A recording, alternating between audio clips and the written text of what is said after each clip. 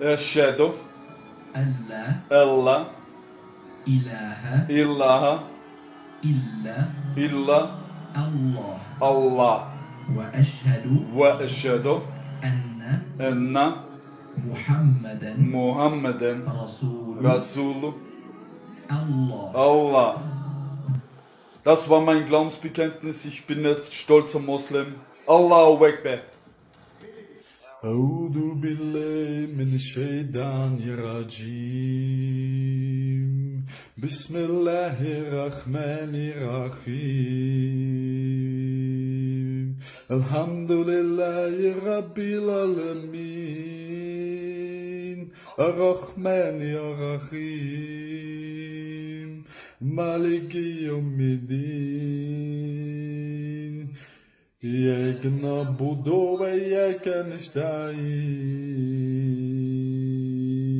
اهدنا صراط المستقيم صراط الذين أنعمت عليهم غير المغضوب عليهم ولا الضالين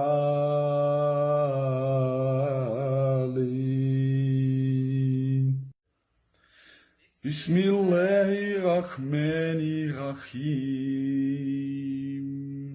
قل هو الله أحد الله الصمد لم يلد ولم يولد ولم يكن له كفوا أحد بسم الله الرحمن الرحيم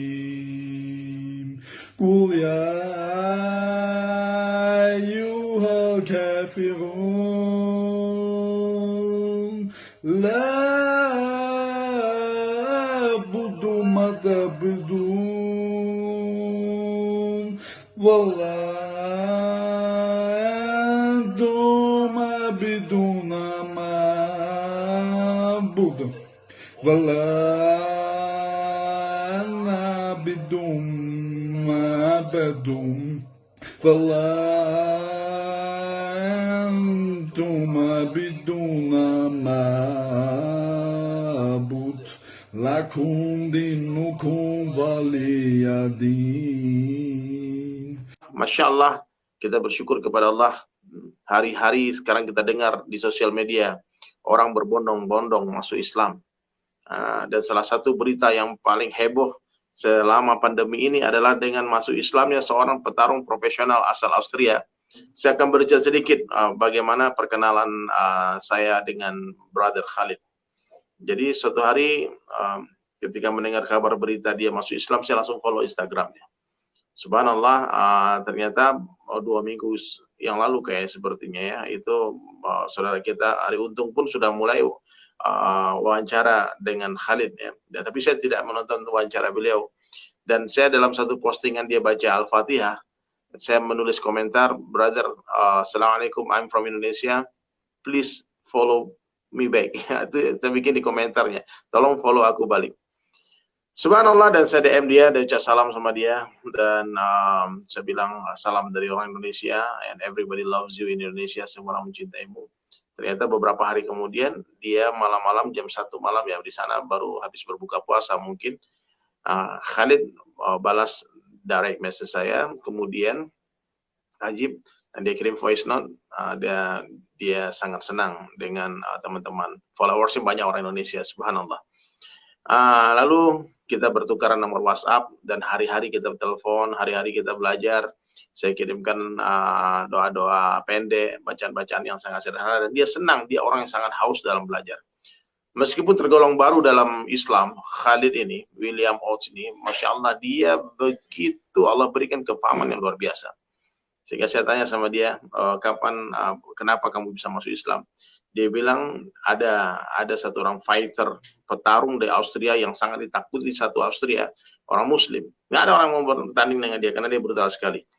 Sehingga tahun lalu Khalid ini menantang petarung Muslim tadi, dan mereka bertarunglah di sana. Dan setelah pertarungan itu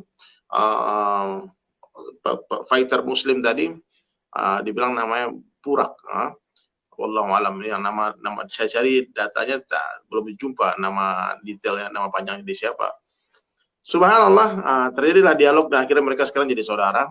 dan dia belajar Islam, dan kemarin ketika pandemi dalam satu live Zoom dengan beberapa komuniti muslim dia menyatakan syahadat dia mengaku sebagai seorang muslim. Jadi memang sahabat sekalian ya, kita tidak boleh meremehkan siapapun juga. Siapapun juga. Nah, Khalid ini, William Pengus ini, dia punya tato yang sangat besar di dadanya. Cross. Itu tato salib. Dan banyak teman-teman di Instagram bilang, "Bang, suruh hapus tatonya, suruh hapus tatonya." Nah, ini yang perlu saya ingatkan kepada teman-teman semua ya. Kepada teman-teman semua, tolong ya, ketika kita berjumpa dengan mu'alaf, dengan orang yang baru masuk Islam, kita jangan bicara terlalu keras. Nanti mereka lari. Ya. Dia membuat tato ketika dia masih jahil, ketika dia jauh dari agama, ketika dia masih non-muslim, yang masih dalam keadaan kafir waktu itu. Dan ketika orang bersyahadat, itu dosa-dosa dia. Bahkan seorang ulama mengatakan Allah ganti dengan pahala. Itu tato yang tadinya mudarat bisa jadi manfaat. Bisa saja ketika melihat tato dia, ketika banyak orang-orang non-muslim lihat, ya Allah, ini orang ini begitu dahsyatnya dulu, sekarang bisa menjadi asbab hidayah. Nah, itu bisa dihapus. Kalau dia mau menghapus, silakan dihapus. Tapi kalau nggak dihapus pun tidak ada masalah. Saya sudah bertanya kepada banyak ulama tentang hukum menghapus tato ini. Kalau memang orang ingin pergi menghadap Allah dengan badan yang bersih tanpa ada tinta, silakan dihapus. Tapi kalau seandainya dia bertaubat dan dia tidak menambah lagi tatonya, ini Ustaz Abdul Somad juga pernah menjelaskan, itu tato itu bahwasanya tidak membuat wudhu kita itu tidak sah. Karena tato itu tintanya masuk ke dalam tubuh, ke dalam kulit. Nah, jadi salah satu penyebab haramnya tato itu apa? Karena menyakiti diri. Kalau seandainya menghapusnya lebih menyakitkan lagi dari membuatnya, maka sebagian ulama mengatakan nggak perlu dihapus ya, apalagi tatonya banyak. Jadi Masya Allah ya, dia betul-betul ingin ya memperjuangkan agama ya, sehingga dan sebelum dia masuk Islam dia diberikan oleh temannya itu sebuah buku yang berjudul Khalid ibn Walid. Dia membaca tentang perjuangan Khalid bin Walid, bagaimana Khalid bin Walid dulu dia memerangi Islam, memerangi Rasulullah SAW di perang Uhud. Itu Khalid masih dalam pasukan kafir Quraisy. Subhanallah, akhirnya Khalid bin Walid Allah beri hidayah menjadi Saifullah, pedangnya Allah. Sayyidina Umar bin Khattab yang orang yang awalnya mau membunuh Rasulullah SAW, ternyata akhir hayatnya terbaring di sampingnya Rasulullah SAW dan Abu Bakar di Raudhah di Masjid Nabawi itu sekarang. Subhanallah, di rumahnya Rasulullah SAW. Jadi sahabat sekalian, kita jangan pernah meremehkan para pelaku maksiat. Jangan pernah kita meremehkan para pendosa.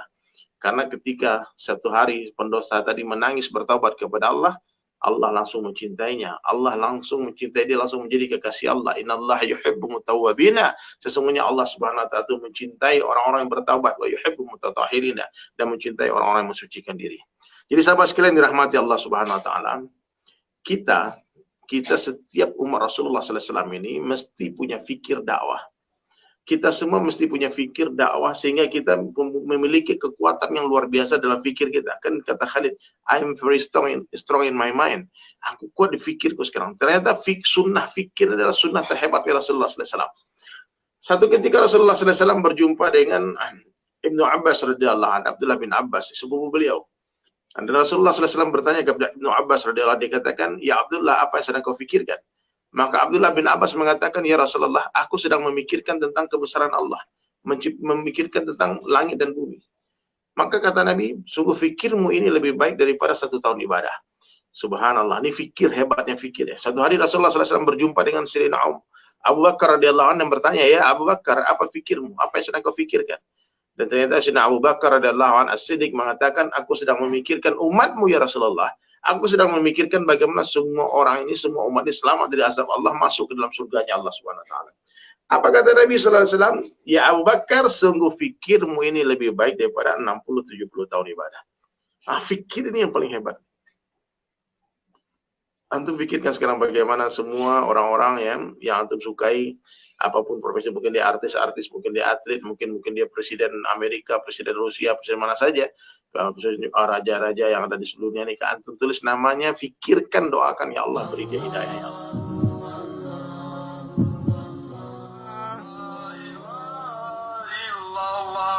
Wallahu akbar, subhanallah, walhamdulillah, wala ilaha illallah, wallahu akbar, Subhanallah. Walhamdulillah. Wala ilaha illallah. Wallahu akbar. Subhanallah. Walhamdulillah. Wala ilaha illallah. Wallahu akbar. Let's everybody.